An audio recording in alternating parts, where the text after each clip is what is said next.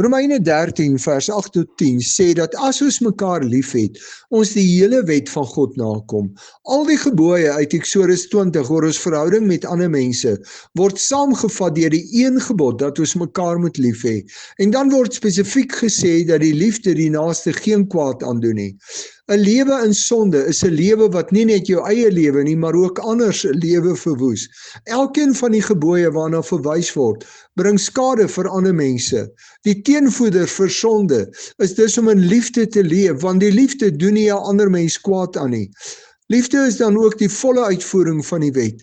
Ons lewe dus presies soos God van ons vra, as ons in liefde teenoor mekaar leef.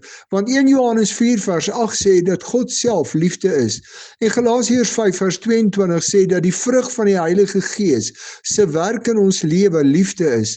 Nadat Galasiërs 5 vers 13 tot 21 oor die verwoesting wat sonde in mense se lewe bring gepraat het, word gelowiges se antwoord daarop gegee en gesê die Heilige Gees wil ons help om in liefde daarop te antwoord.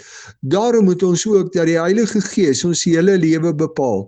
Volgelinge van Jesus Christus se antwoord op al die verkeerde en sondige dinge wat in ons land gebeur, is dus om onder leiding van die Heilige Gees die liefde van God vir mekaar en teenoor ander te leef.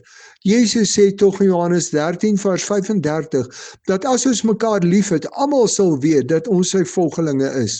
Hoe stry jy teen die sonde en alles wat in ons land verkeerd is?